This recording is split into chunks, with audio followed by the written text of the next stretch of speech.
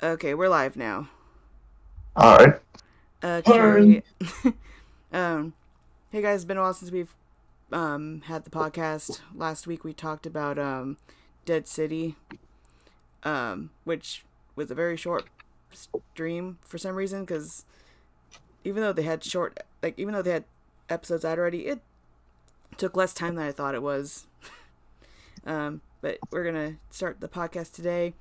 Um, Today I am joined by Duct Tape. Duct Tape. Anyone home? Side Duct. Damn um, it. I'm joined by Jake. Bonk. We have Golden Fox joining us again, I will bonk you.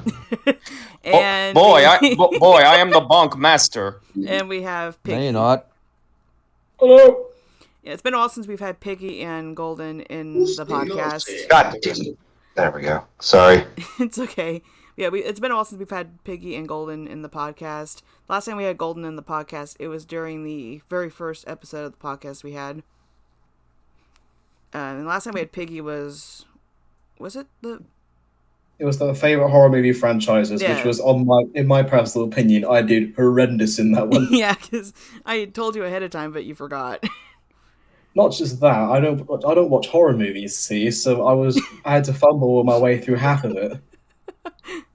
But today we have a very fun topic: horror video games. Because I think everyone here plays video games in some aspect. Yep. Yeah.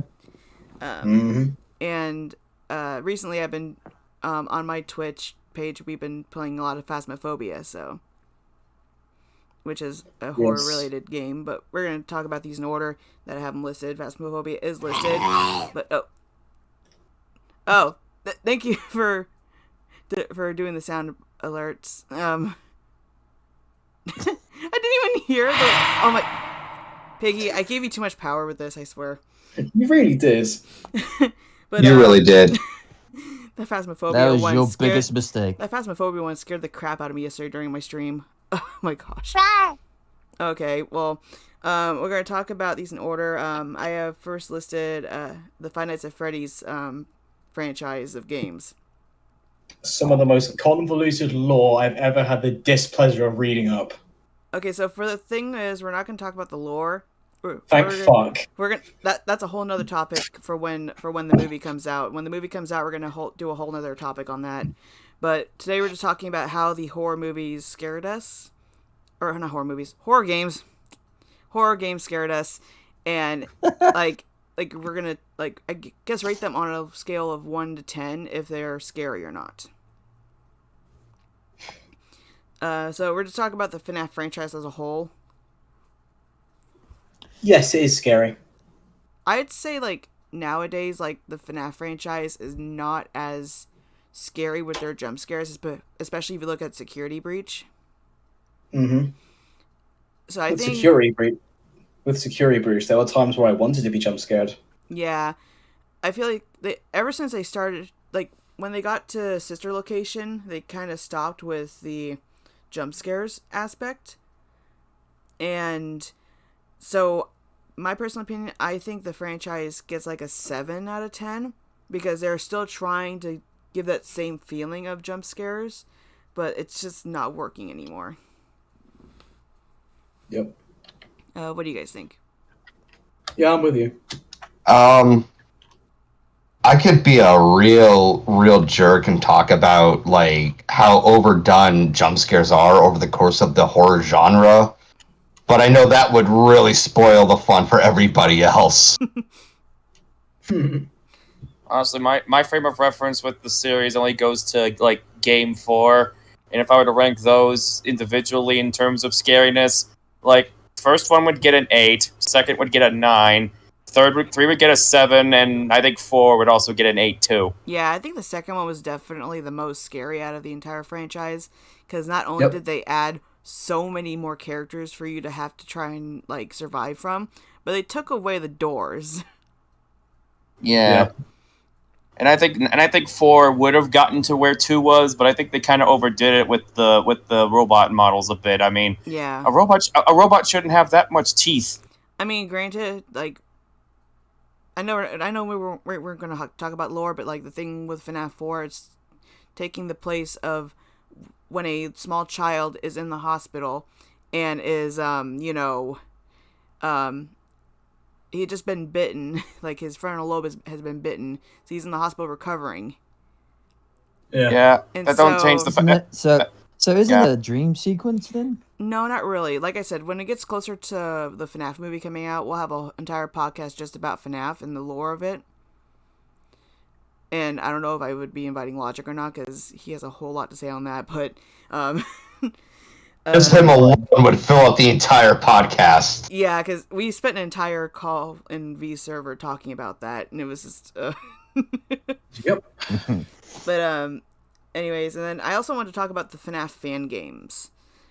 Like, there are not a whole lot that are very decent. Like, we have Pop Goes, but I don't really like the Pops Go series for some reason. It's just... none of it makes any sense, to be honest. So I would kind of give it, like, maybe a 4 out of 10, because I've seen Markiplier play it, and it's just not scary. It's not. I'm staying out of any fan game conversations because I don't really read up on that kind of thing. The only good fan games I've seen from FNAF are Five Nights at Candy's. Yeah, Five Nights at Candy's 3 in particular was one that Yeah. really scared me. I would give those, like, a definite, like, 8 out of 10, because they also kind of tied into the FNAF universe a little bit. And then we also have Joy of Creation.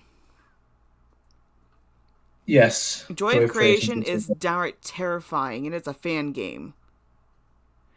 So I would definitely give that a 9 out of 10, because that is definitely terrifying, because you're in a home, and you're playing as different people. You're playing as Scott Cawthon and his family. Yeah. Especially one of them being a little kid. It's like, oh my gosh, no. It's just terrifying. Bye-bye, One- little kid. There's another fan game I wanted to bring up as well. It's the Glitched Attraction. Oh, yeah, that. I've never really heard of it. Like, I know of its existence. I've never seen anyone play it. Basically, it turns the FNAF games into each individual game into escape rooms. Oh. It's like puzzles and all that, but there's so many horror elements in it, and it's amazing. I would technically want to say, like, Five Nights at Pinky's is also a thing, but, like, it's not technically... Like, they have games for it, but they never finished them. Like, they're unfinished games. So I don't really consider them full-on games. And downright terrifying because... just from the little bit that I've seen people play on YouTube from them, being chased around by ponies as animatronics is downright terrifying. How so? Well, first of all, Pinkie Pie is Freddy, and when you know how when Freddy, like, when the power runs out in the first game, and you hear, like, the little music that Freddy has with his eyes glowing. Oh yeah. Imagine that, but Pinkie Pie. Oh, so just like an instrumental for the Smile song or something? No, they actually kept the Freddy music, but it's Pinkie instead in the darkness, and it's terrifying. Because Pinkie's already been known to be terrifying in the fandom. Yep. Because we talked about it last time in the Creepypasta, MLP Creepypasta podcast, and how Pinkie has become, like, the most terrifying in the entire franchise because of that. Yeah, thanks, Party of one. cupcakes. Thank you, Party of One. I would also say because of muffins, but yeah. Listen, Party of One was the episode that spawned all that. So Yeah. I'm gonna move on from FNAF so we can continue. The one I have on here is Alien Isolation. yeah, or as I like to call it, the redemption arc after Aliens Colonial Marines. Yeah. No, I quite enjoyed. I don't know what it was about it, but I quite enjoyed Colonial Marines. You're dead to me. I know. I personally like Alien Isolation.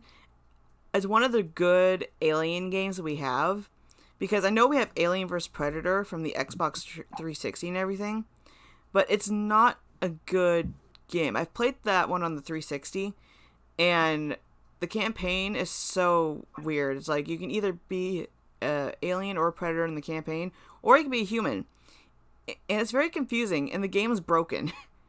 So Alien Isolation to me, I haven't. I've seen a let's play of it, but I haven't actually dove into it myself. But Alien Isolation, honestly, it's not a bad thing, but it yeah, feels like outlasting Alien.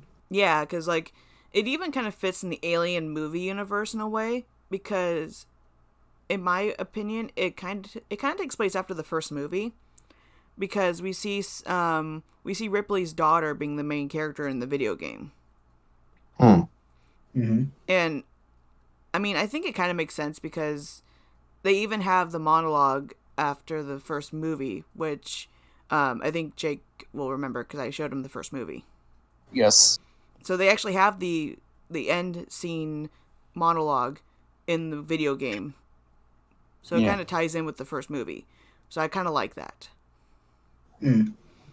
Also, if I may, I'd be remiss to not to also mention, in terms of Alien video games, I would be remiss not to also mention Alien Trilogy and Alien Resurrection on the PS1. Oh, yeah. I didn't really play those because I didn't have a PS1 and I was probably not in existence by then. Well, well, if you ever find yourself getting a PS1, they are surprisingly good, and it's like Alien Resurrection. The game is probably better than the movie. No surprise there. Nobody likes Resurrection. That's what I'm saying. That's what I'm saying. I feel like we can also like maybe put the Fireteam Elite game in this, but like it's not really a full-fledged game. Like I said, it's more like a co-op game. Also, the only other movie game that I can recall that supersedes its movie was the X-Men Origins Wolverine game. Oh. But yeah, so like I think Alien Isolation definitely 10 out of 10 for me because there were times that it was downright terrifying, especially when you hear noises in the background of the game while you're walking around. And there actually is a VR version of the game, so it's even more terrifying. You can't pay me enough money in Isolation or Resident Evil 7 on VR. You can't make me. Try Resident Evil 8. Try Resident Evil 8 in VR. No. But what do you guys think? I think the only thing worth doing in Resident Evil 8 in VR is motorboating Lady Dimitrescu's titties. Ah, a man after my own heart. But, Listen, we were all thinking it. Anyway. Yes. But what do you guys think about the scoring for Alien Isolation? I gave it a 10 out of 10. Yeah, that's I fair, give it I give it a 9.5. Okay. What about you, Duct Tape? Oh. He hasn't even been paying attention. It's- We're only the second game in, Duct Tape. Duct Tape, did you take your ADD medication? yes. Are you lying to me? No. Oh, hold on, I got his medication right here.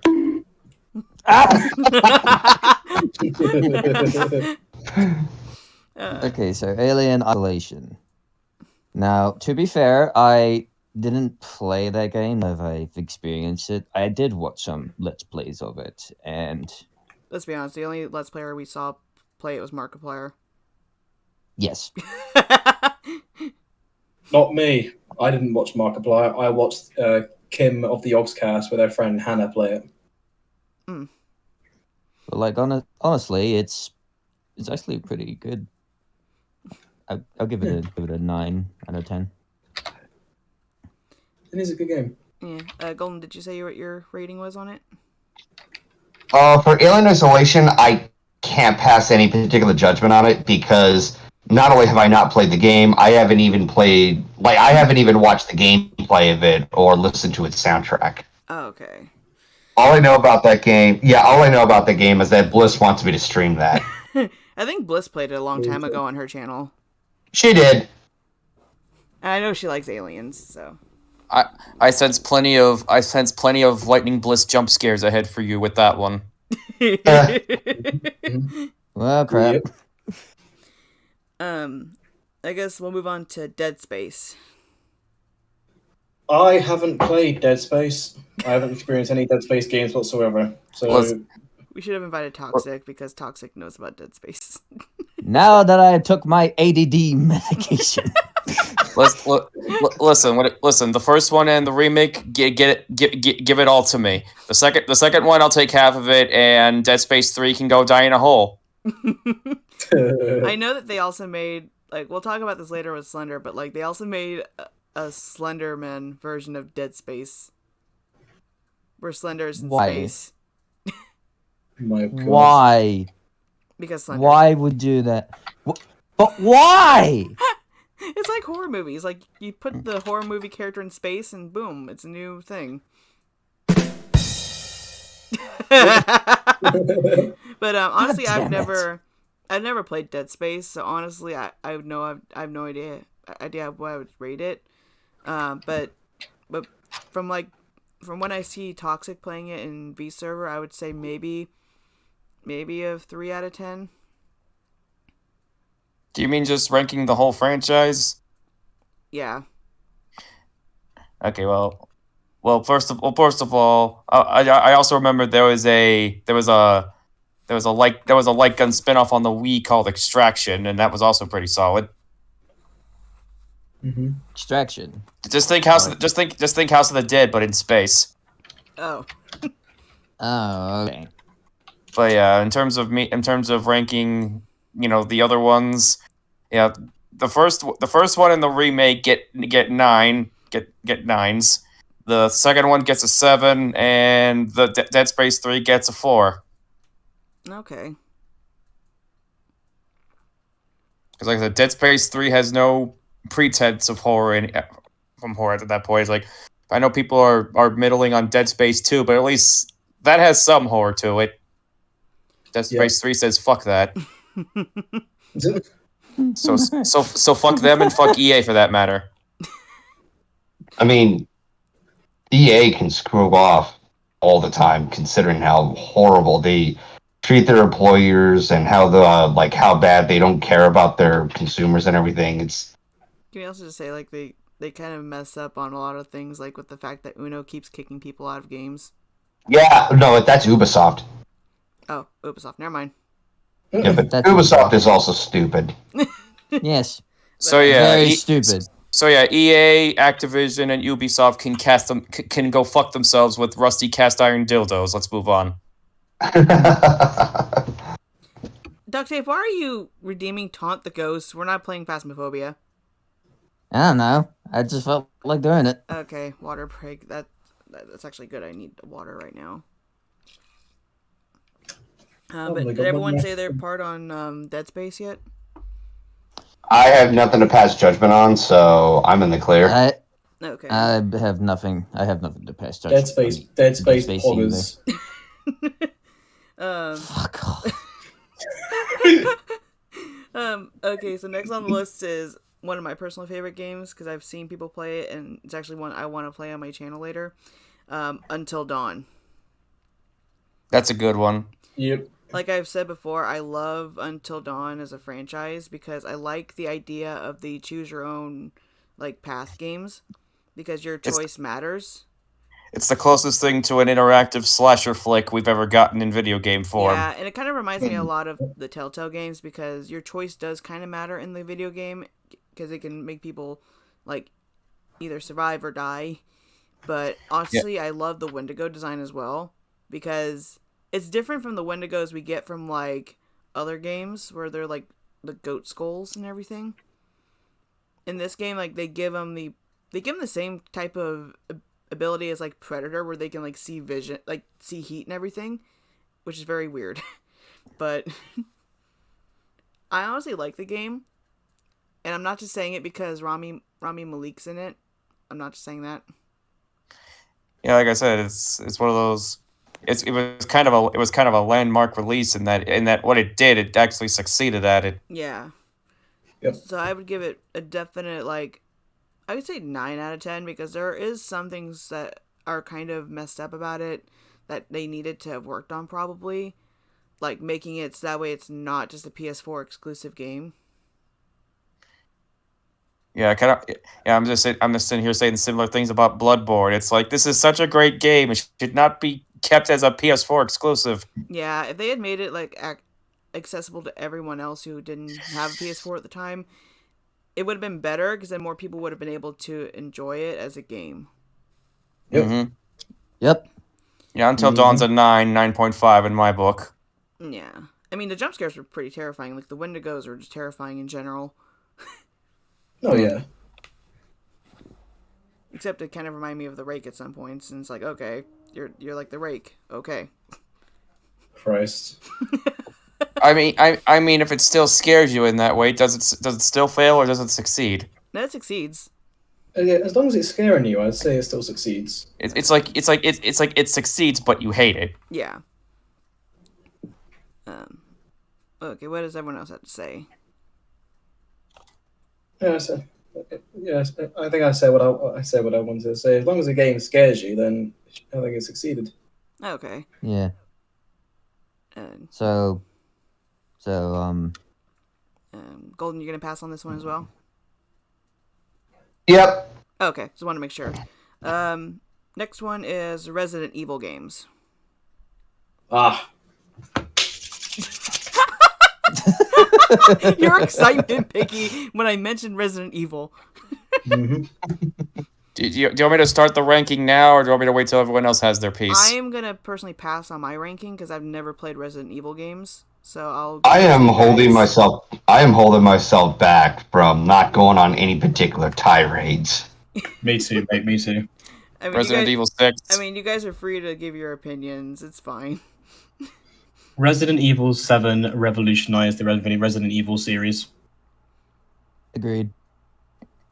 In a time where 4 already did enough of that, so it's very rare a series revolutionizes itself like every so often. Yep. Here's a hot take. I didn't think Resident Evil 6 was that bad. Don't get me wrong, it was definitely flawed, but it wasn't that bad. That's strike 2. I'm probably going to get beaten up after this. I got my bonking stick right here. Do you really want to test me? I have my Uno And reverse card. I have my Uno reverse yeah? cards. Bring it on. Oh yeah, I have my gun. Guys, let's stay on track because we have like a lot of games. Yes. Mm-hmm. Yes. Right. Resident Evil. Resident Evil 7 was definitely scary. Introduced my favorite Resident Evil protagonist, Ethan Winters. Not for any other reason other than he's got the same name as me, but I digress. Fucking simp. Also, when I mentioned before, we're just talking about the franchises overall, I meant we're not going to talk about each individual game because that'll take way too long. Yeah, best to just summarize. Yeah, because there's a lot of franchises in here that have multiple games. Yeah.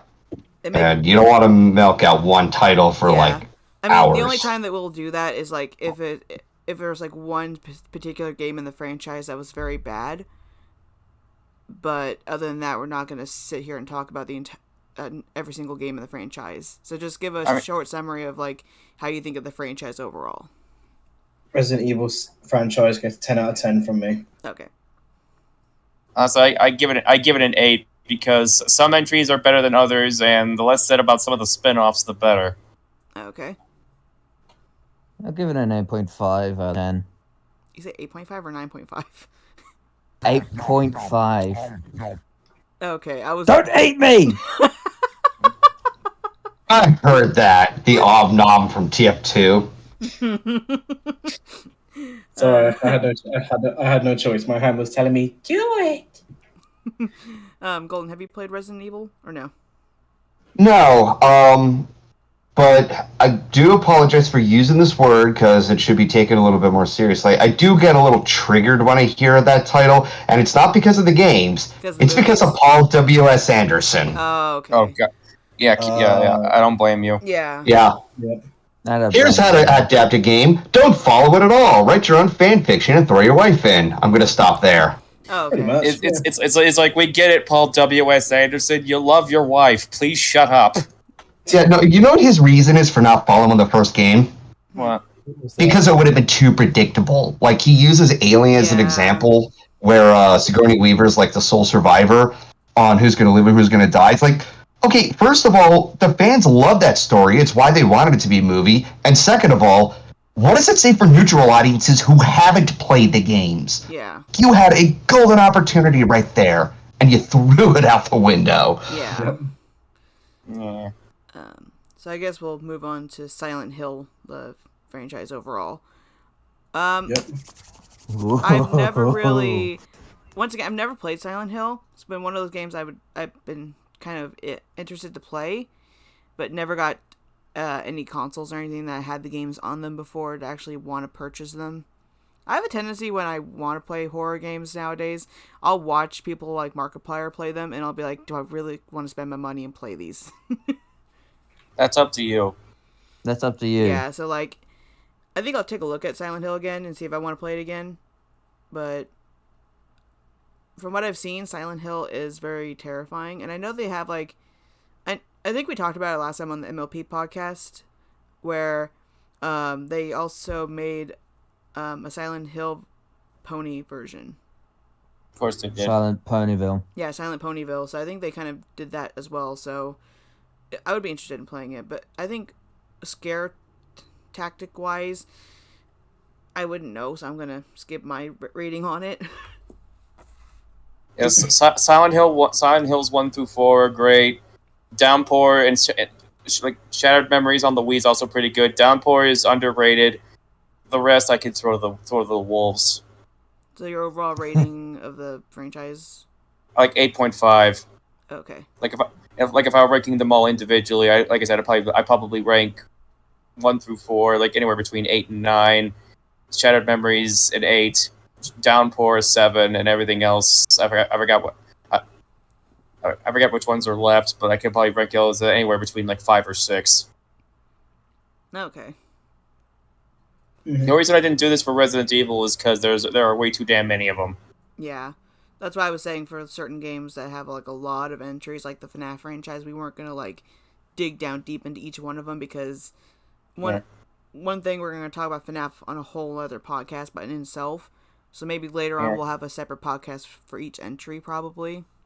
Yeah, and like I said, my frame of reference only goes through the first 4. Yeah. So, Duct Tape, Piggy, and Golden, what do you guys think about Silent Hill? I have nothing to input in Silent Hill because I haven't played or experienced anything to do with Silent Hill. Okay. Same. I haven't played any of them. Okay, and Duct Tape, you seemed like you were very excited. The only games that I know in the franchise is 1 to 4, and like Jake said, they're the best ones, obviously. So I'll give those I'll give Silent Hill 1 and a 9, Silent Hill 2 and 8.5, Silent Hill D also an 8.5, and Silent Hill 4 and 8. Okay.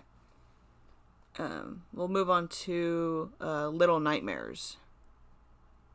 Yeah, those are short and sweet, fun little things. I've only played I've never played the first one. I played the second one for some reason first. I don't know why. I'm gonna see if I can stream the first one because I've seen everything to do with it, but I haven't actually played it myself yet.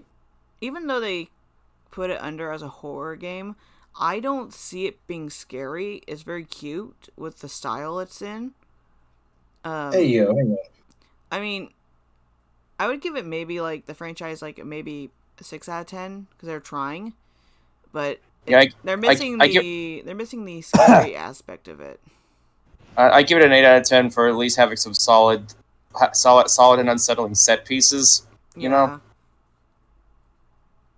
And plus, you know, they kind of remind me of something like Limbo, a little bit. They feel like the logical progression of that. Although I'm forgetting. I'm wondering if Inside came out first before Little Nightmares came out. Yeah. Duct Tape, any comments? I've never, to be honest, my knowledge of Little Nightmare is non-existing. You're back in the bathroom, Duct Tape. How dare? But judging from what you guys are telling me, I think the franchise as a whole for Little Nightmares. Sounds rather interesting, but Yeah, also it's an interesting concept idea, but like they need to work more on like if it's gonna be a horror, if you're gonna make a horror game, make it kind of scary. Like don't make it all cutesy and all that. I mean, it's got spooky moments. I don't understand why you're selling it. I don't know why you're selling them so short. It's just like to me as someone who likes scary things, I never once got scared during Little Nightmares. I mean, fair, but you know, some of those set pieces are unsettling at least. Yeah, the set pieces are unsettling, but the overall like theme and everything needs to be like you need to be more scared of like the actual gameplay more than anything if you're doing anything like that because Let me ask you this: Did Limbo scare you when you played that? no. No, then you have nerves of steel, clearly. I'm the only It's one in because my she watched, I'm the only one in my family that puts up with anything scary. Fair enough. it's because she watches so Fair many horror enough. films. It's the reason why it didn't scare you, Shoko, is because you watched too many horror films. Yeah, I'm also an October person, so it's like anything scary does not terrify me. Um, it's very rare if it does. Golden, you're skipping the rating again. That's a yes. um, I guess we're gonna move on to the Slenderman games. Ooh. Yeah, who hasn't seen freaking Markiplier play that shit? I love the Slender games because they are downright terrifying. Because my only experience playing any Slender games personally was Slender: The Arrival on the Wii U, I didn't and even know that was. I didn't and even know that got a con- and I'm telling you, once you get to the one where you have to find the generators in that tunnel, oh gosh, is it terrifying because you're being chased by Kate. You're being chased by not only Kate but also Slenderman. I will never. I won't go past that part. I won't because you're being chased by two different people, and the controls for the Wii U in general are just bad because you have to use your flashlight to scare Kate or blind her, and then not run into Slender and find all like I think there's 8 generators. I think, but like if we're talking about other Slender games, like they have the Slender Shadow Maps, like I mentioned before. The Slender Shadow Maps aren't terrifying. They're just they're cut and paste things of the original Slender 8 Pages game. So, in my opinion, they're not that terrifying. The only Slenderman game that I've properly experienced was SpongeBob Slendy Oh Pants. gosh, we don't mention that game. That's a laugh to the face of the Slender franchise. I'm not even gonna ask. But the Slender judging from that, that sounds stupid. it is. It is It's it more is stupid. It's more stupid than Slendy Tubbies. I was about to Excuse say, me, what? Yeah, they made a Teletubbies version of Slender. Yeah, Slender, yeah. The fuck I'm you just out. say? Slendy Tubbies. I'm out. The fuck you just say? But This is a thing you made up. This is a thing you made up. no, Google it. it's a legitimate game. I'm not kidding you. Google it if you want. I'm gonna Google that. Slender Tubbies, yeah. Tubby. And SpongeBob Slender Pants. I hate the internet. They We all do, mate. They also have a Pokemon one. Of course they do. Oh my god. What do they have a face? I What do they fucking have? hate this. What do they just have a faceless Pikachu and they call it Slender Chew? No. Hold on. So 4.1 out of 5? No, bullshit. I gave it a 1.5 out of 5. What were you gonna say, Golden? I'm asking. So there's some Pokemon crossover with some horror title, or am I mistaking something? We're talking about the Slender games, and I was mentioning how, because Piggy mentioned Slendy Pants, and I'm like that we don't talk about the Slender fan games because they're a laugh to the franchise. And then I mentioned because we have Slendy Tubbies, which is a Slenderman Teletubbies game, Which I'm convinced is a thing that Shuka just made up. and then we have a Pokemon version of Slenderman, where like the Pokemon themselves are Slendermen. like the multiple different Pokemon. Huh. Okay. But like overall, the Slender franchise has kind of gone downhill, being scary. Like especially the original Slender 8 pages. Like that game in general went downhill very fast because it was played a lot back in the early days of YouTube. Like everyone played it, and it kind of lost its scary touch, especially when they came out with the fan games for Slender. So I kind of think that overall it kind of is like a 5 out of 10 now because there are a lot more scarier games than the Slender games. Yep. What do you think, Duct Tape and Jake? What? I gave it a 5 out of 10 for the franchise of Slender. Yeah, I'd probably give it like a 7 out of 10 because however everyone feels about 8 pages, it's at least that's at least effective. And Arrival has its moments, but I think that one goes on a bit too long. Yeah. In my opinion. A game stops being scary when it gets dragged out. Yeah. What do you think, Duct Tape? 6 out of 10. Okay. And Golden, I don't know if you've really had exposure to the Slender games or not. Okay, so I've seen the gameplay. I've seen how it scares people. I haven't had the chance to try it, and I kind of wanted to save it until I would do a stream, and then I completely lost focus off of it. Yeah. As you may have noticed, a lot of franchise titles, like I don't even know how much there is left to go over with these titles. I haven't played that many horror titles. I just had a short list of what games we would name off of, and I thought it would just be like passing of turns of like what other ones would be mentioned and whatnot. Yeah. So I can't really give any rating to any of the titles out there. And if anything, I feel like I'm just sitting here, just there filling in like an empty slot. So a lot of titles I'll mention, it'll be like, Yeah. So I do apologize if I'm just sitting here saying like, oh, I haven't played that. I haven't played that. That's okay. I mean, it can also give you like, oh, thank you for the raw Duct Tape.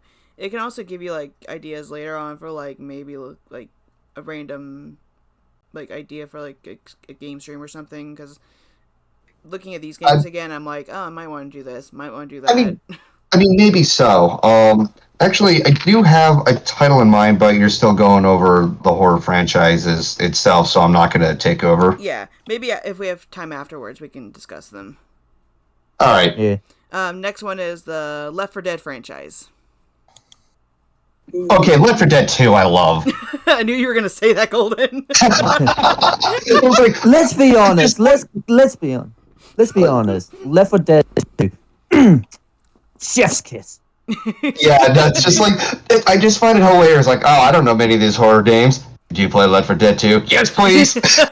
I actually have one Left 4 Dead game, I think, on my Xbox, because I got it for free with the gold thing I have, and I haven't touched it. The only reason I love Left 4 Dead 2 is, don't get me wrong, Left 4 Dead 2 is a really good game, but fuck me, the modding scene. Yeah, they are creatively hilarious. I will let you guys do your own rating on Left 4 Dead since you guys have played it. I have not. I'm also gonna gracefully bow out because I've never touched this series. So, okay. Take the range, you guys. I'm giving Left 4 Dead 2 10 out of 10 with honors.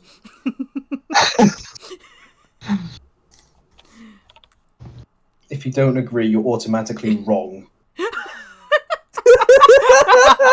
Okay, then I will see myself out. Okay. How about you, Golden? Okay, so there are times when the games can get very frustrating, like especially Yes. when you have to collect all the gas canteens, or some of the like most obnoxious enemies are one of which is the witches, where you're not supposed to shoot them or anything because they will come after you and you will get mauled apart.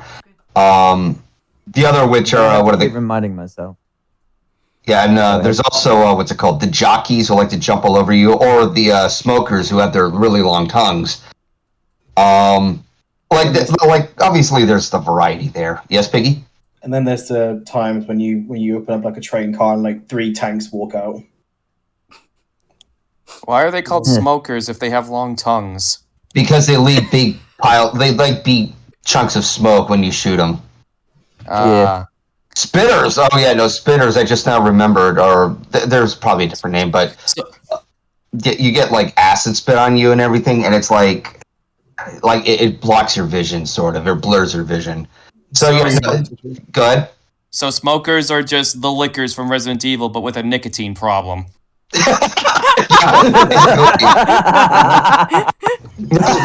Oh my god. Now, as far as my rating goes for Left 4 Dead 2, I can't compare it to any other title because I've only played that one. I know there's the first Left 4 Dead. I don't know if there were any later entries. Feel free to correct me.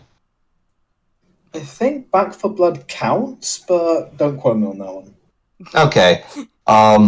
But for the game on its own, there are a few little glitches here and there. It gets a little weird at times. The modding is definitely fun. I would say like an 8 or a 9 out of 10. Okay. Yep. Duct tape, how about you? I give it a 9 out of 10. Can we stop going to the bathroom, duct tape? Sheesh. No. She's gonna have a hiccup problem again.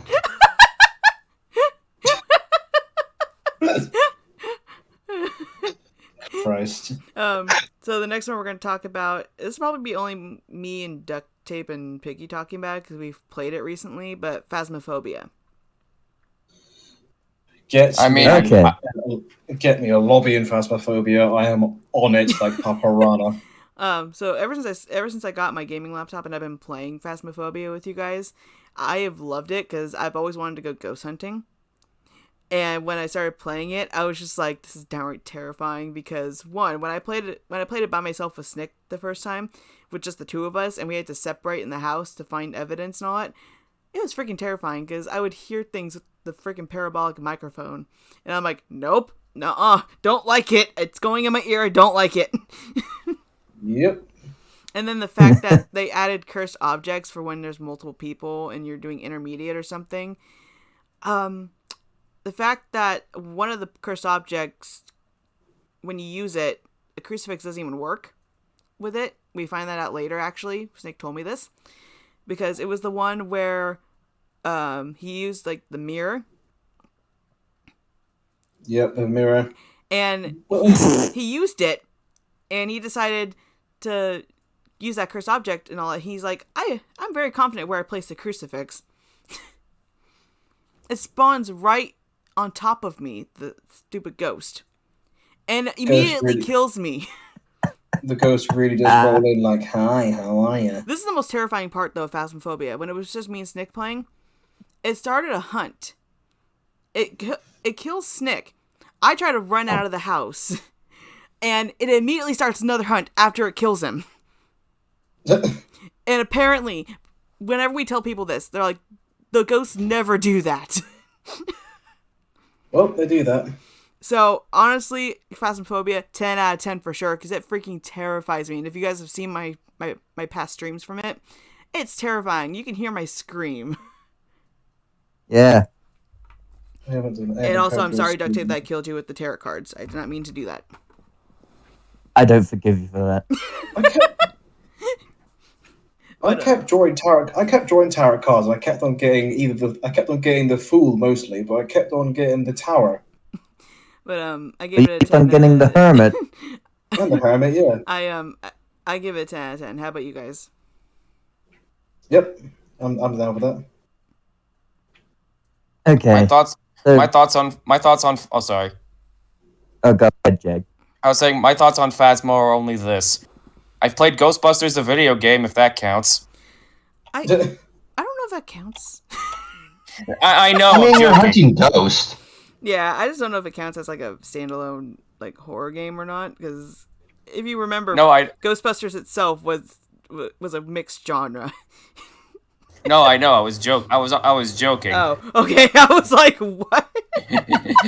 that was just me in my derpy way saying I've never played this, even though I know what it is. I was like, oh, okay, yeah, Jake is joking. I'm gonna be quiet.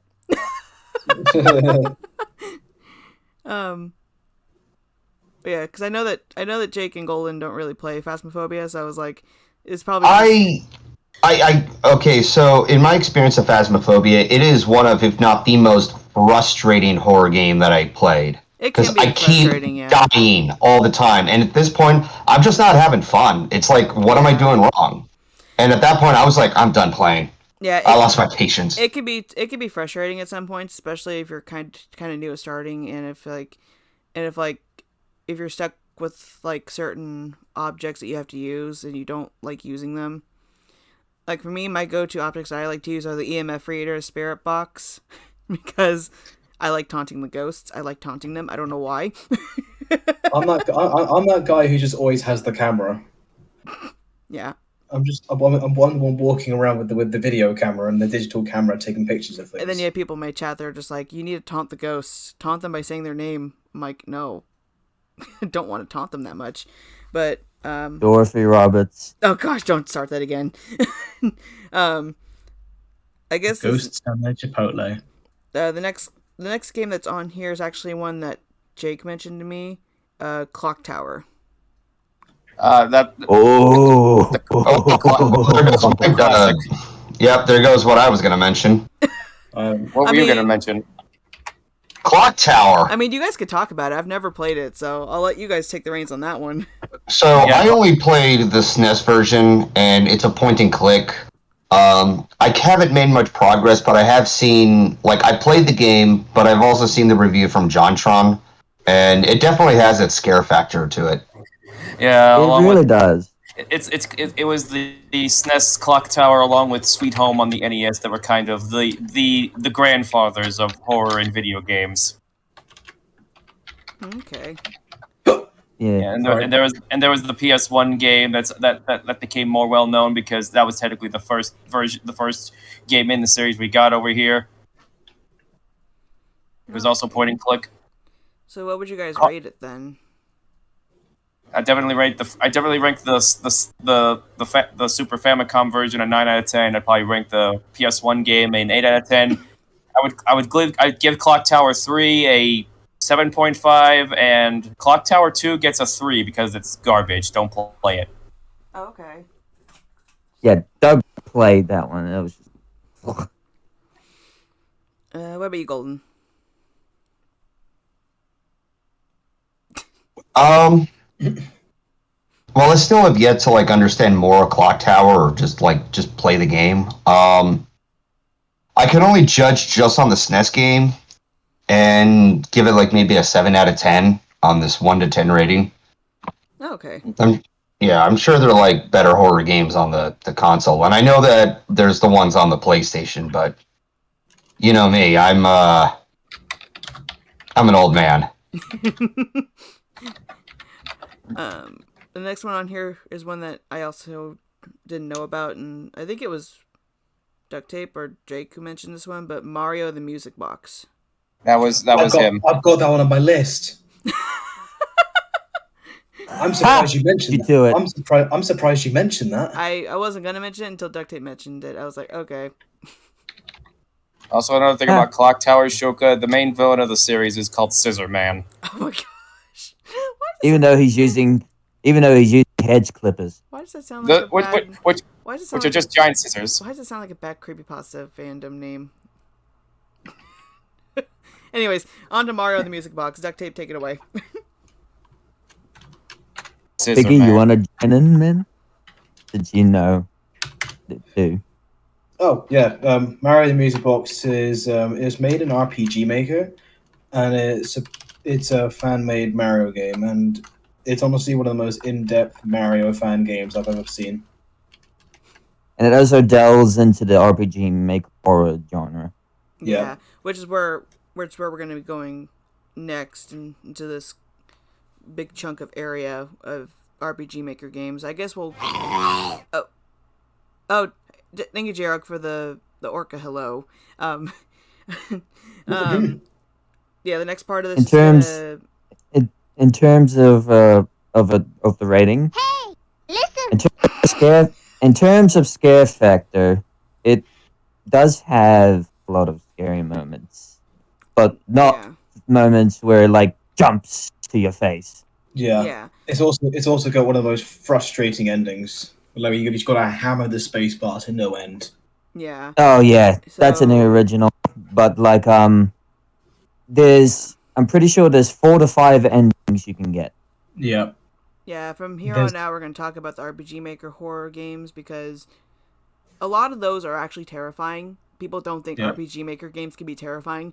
They are. I need, I need to mention one more thing about Mario the Music Box. There's a part where you got to try and hide from a killer, and there's an option to just hide underneath a lampshade, and he just goes, nice try, Dreamer," and he just kills you.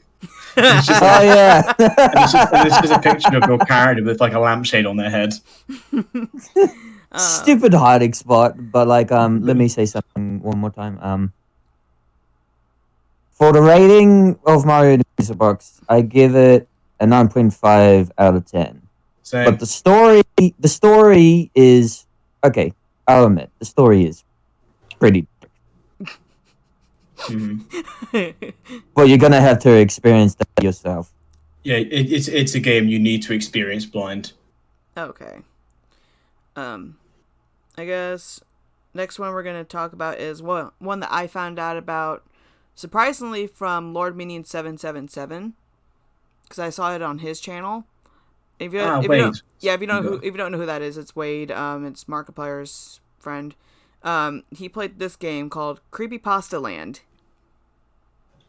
I have not heard of that. And not only is it a free RPG Maker game that you can play for free, they have two different games. They have the first one and the second one. The second one was never finished, but it's not, even though it's not technically scary, like there's aspects of it that are terrifying because they use actual like things like that center around the creepypastas. Like for instance, they have the Lavender Town music play when you pick up the Game Boy. When you pick up the Game Boy in the game and you try to play Pokemon in it in the Lavender Town area, it will crash and then it will start playing the Lavender Town music while you're in that room. Oh god. That's a fate worse than death. And then they have other things where, like, if you go into the bathroom and you look into the mirror, you'll see the Smile Dog creepypasta picture, which is like the creepy smile. So, yeah, this game is not as terrifying, but there are aspects of it that are terrifying, especially when you look at like certain characters in the game. Honestly, the first one's really good. The first one is downright terrifying, especially when you're in the hotel. The hotel. In the hotel, when you go there with Ben to try and find Sally, you can hear freaking Laughing Jack laughing in the background, and it's terrifying while you hear "Pop Goes the Weasel." And I hate it, but I also love it. Goes the weasel. Because that's the thing about Laughing Jack. When we talk about him later in a different podcast, I'll explain it. But like, his thing is that his theme song is "Pop Goes the Weasel" because he's a monochrome clown. But overall, Creepypasta Land is like a 9 out of 10 because there are some things like this. The person who made the game, English is not their first language, and so some of the words in the game are not really good. Like, I mean, yeah, to be fair, if their first language is not English, then I think the better solution for them would be to find a translator. yeah, I mean, I give them Yep. props over trying. Like, it's downright terrifying with certain things. It's also pretty funny at the same time. So yeah, 9 out of 10. I don't know if you guys have seen it though, and if you have any other ideas of what you think of it. Nope. Nope, I haven't seen it. I've heard about it. I just didn't have the knowledge to play it. What about you, Jake? Never heard of it. Okay, so then we're gonna move on to one that I actually played before on my stream. It was one of my first streams I did on my Twitch channel, which was Ebe. Never heard of it either. I wasn't there for it. I know because Duct Tape was there, and he's done some of the edits for it. But we played the specific one that we played was on the Switch, and on the Switch version, they changed a lot from the original game, which is And it's That's a funny. good sign. it's funny but also stupid. But in the original game, they had like a lot of more scary aspects to it. In the Switch game, sure, they still have some scary aspects to it. Like, if you remember the one part in the game's Duct Tape where I kept walking down that hallway and I didn't stop, and the guillotine came down and actually killed me. Yep. That part was terrifying because I forgot that it was there. But then, like, there's like a part in the game where you have to, where you're in this room with Gary and you're having to like find the right doll with the key in it to leave the room, and it's downright terrifying because in the middle of this you have the giant doll coming out of the picture frame, coming closer to you, and you're limited on your time that you can find the key. Fucking Gary. And I accidentally killed Gary in my stream, by the way. But still, like, Eve is terrifying in itself as an RPG Maker game. And I would give it a 10 out of 10, because it is downright terrifying, the original version as well. And Markiplier's played it, so... In terms of its scare factor, I could definitely say it's pretty solid. Yeah. In terms of its atmosphere, it's also pretty solid as well, especially with the music and the atmosphere. Yeah. And let's not forget it. about Mary. Mary's just downright creepy as well. Yep. So for Eve, I'll give it a 10 out of 10 as well. And I know that you guys haven't really heard of it probably or played it yourselves. The next one in the RPG Maker list is another one that I'm actually planning on hopefully to get later on. It's on my wish list on Steam. Mad Father.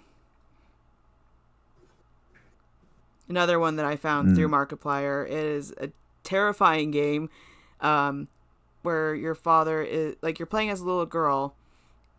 And your father is like some mad scientist. Yeah, and it like kills people and then turns them into dolls.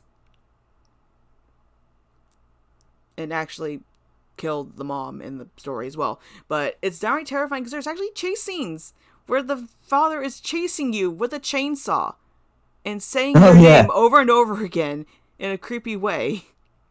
Because that's what I wanted to be reminded of. Dr. Salvador from Resident Evil 4. So, in my terms of seeing this gameplay and all that, another 10 out of 10. RPG Maker games, and people who don't know this, they can be terrifying. They can scare you. They can be. The only thing that can scare you when it comes to an RPG Maker horror game is either with some symbolism, some atmosphere, and a very great story. Yeah. But some of them are very bad too. Like the next one on here is Misao. Misao is... They tried to do the same thing that they did with Mad Father. Like, they even tried to, like, tie it in with Mad Father because they have the same bald guy in it. But it's very poorly made. Like, not poorly made, but, like, the story is bad. And if the story's bad, you're not going to understand a lot of it. Like, it's not going to be scary anymore if the story is very badly written and you're trying to understand the story. Because then it takes out of the scare factor.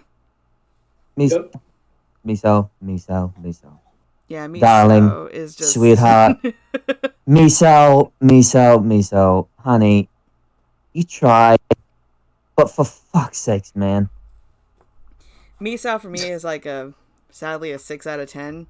Because there's so much that they could have done. But it was missed opportunities for other jump scares. Like, even Mad Father had really good jump scares in it. And really good chase scenes. Misao didn't really have any of that. It's like they went down.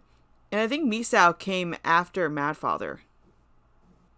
And it's like... Yeah, it's like, why? You went from a scary game like Mad Father and went to Misao, which is not terrifying at all. And then you got some, like, Mermaid Swamp. You guys probably don't even know what Mermaid Swamp is, because it's not really a well-known RPG Maker game. I watched Lauren Z-Side play it, and Mermaid Swamp's one of those games where it kind of throws you for a loop pretty much with the title. Because when you think of Mermaid Swamp, you think, oh, like mermaid, like Little Mermaid type of thing. No, it's not. Nope. It's not the same thing. Like it takes place in an actual swamp, and it talks about mermaids drowning their victims, but Jesus. not the same type of mermaids like we know. And once again, it's got the same problem as Misao. The story is just badly written, because, like, you see this old man in the beginning of the game. He goes into town. You never see him again, and no matter what you do, you lose you lose your friends in the game, and they die, and you have like 2 people left. So it's like pretty much almost all the characters die. Jesus. There's no way of saving them, unlike in Misa, hopefully, where like they can be reincarnated as babies. But like, yeah, Mermaid Swamp and Misa are not the greatest RPG Maker horror games. They tried. So Mermaid Swamp is another 6 out of 10 because it's got the same problems as Misao. You guys For Misao, 4 out of 10. Yeah. You guys have probably heard of this one because it's a very widely known RPG Maker game, but Corpse Party. Yep. Never heard of it. Corpse Party's gotten so many reincarnations in it. It's like they have the original like PC game. They had a PS Now game and a PS Vista game. But oh my gosh, like Corpse Party, there's some versions of it that are just very interesting, to say the least. One of them being the PS Vista version, which I won't go into details here because it's kind of not PG. And I regret watching that because it traumatized me a lot. I was like, okay, this is not the same game. Well, but Corpse Party, the original game that a lot of people played, the Corpse Party one, the first one, it was amazing. Like, there was like terrifying ones where like mannequins moved in the game, and like you're separate, like your entire party is separated in this giant school, and you have to like find a way back together without killing anyone. Jesus. And there's multiple. And there are lots of traps. Yeah, there's a lot of traps. Oh, we lost Goldman. Golden went. I think he has to get ready for his thing as well. Yeah, Corpse Party is definitely a good game. The first one, at least. Other ones, we don't talk about those other ones. So yeah, 9 out of 10 for it, because even though Corpse Party is an older RPG game, there's some aspects that could have changed a little bit to make it more scary and give it the same feeling as Mad Father and Eve. But yeah, this one, I had forgotten about this one existing because I've never seen anyone else play it. But Ao-Oni. I've not seen that one yet. Ao-Oni is terrifying. You get a giant purple head that follows you everywhere in the house. Yeah, and you like have to survive. Yeah. 10 out of 10, because floating purple head scares you. I think it would scare anyone, let's be honest. Well, because when I've seen people play it, I forget that it's there, and then I get jump scared when they get jump scared. It's like, oh, great. Thank you for the squeak, piggy. Especially with that one scene where you're hiding behind the bar, and then this fucking huge purple head just like grabs the cell and just shakes it. Yeah. The last RPG Maker game on here is The Witch's House. Mm. It was Witch's House. Yeah, Witch's House. Fucking. Oh my god. It was downright, like, there's some aspects of it that was terrifying. And I'm just like, ugh, why? Like, there was a part where, like, where you go into, like, this room, and, like, you had to like do a puzzle and all that first before you went into the room. And if you didn't do the puzzle, you would automatically get crushed by something. Christ. It's one of the most frustrating games I've played. But It's also pretty in good. terms but in terms of its scare factor and its atmosphere and its story, it's actually pretty good. Yeah. Like another 9 out of 10, because there were some things that could have been fixed, but This is like there's so many ways to die. yeah, there's so many It ways. sucks. It's a good thing they have save points for you. But we're done with the RPG Maker games, and we're moving back into regular games. So I have Predator Hunting Grounds.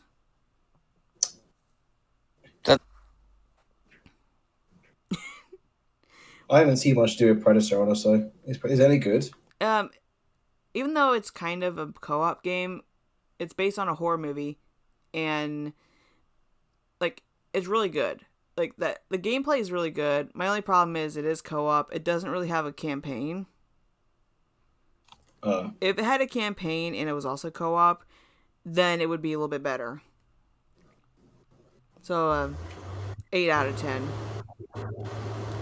Okay. Yeah, I think from what I can recall, I think in terms of like Alien and Predator games, I think the Alien is the one with the better batting average when it comes to games. Because Yeah. the only other Predator games I can remember are the NES game and frickin' Concrete Jungle, which came out on like the PS2, GameCube, Yeah. and Xbox. Also, Snick, Golden leaving was not your fault. Do not worry. He had to get other things done. He said he couldn't stay for long in the podcast anyways today. Next game on here is Splatterhouse. Yeah, this is my jam Splatterhouse. right here. Yes, I'll let Jake talk about it. I swear Splatterhouse was like. Am I confusing the wrong Splatterhouse? Because I remember one Splatterhouse was like a God of War clone. You're talking about the new the 2010 reboot. That's what Yeah. you're referring to. Like Yeah. that's a fun game, but I'm also referring to like the olden ones. It started out as an arcade game that was ported to the TurboGrafx 16 console that I don't think many people played, and I kind of wish Golden was still here because he probably lapped this old shit up. But and there was a sequel that came out on the sequels came out on the Genesis. Splatterhouse 2 was kind of more of the same, and Splatterhouse 3 is kind of more of a beat 'em up. It's like if you were to look at like the main character, I wouldn't blame you for thinking, "Oh, it's just Jason. You play Jason. You just go around punching monstrous bloody abominations in the face." And I'm like, "Yeah, that's pretty much the main idea of the game."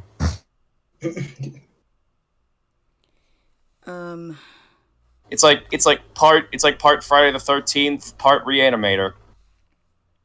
Ooh, I might have to give it a go. Also fun fact about the 2010 reboot, like you got the main guy and he has this mask. The mask is played by Jim Cummings. And you actually get to hear Carrey. Jim Cummings. Jim Winnie the Pooh. Oh, I thought you said the mask, and I was like, oh, okay, I'm confused.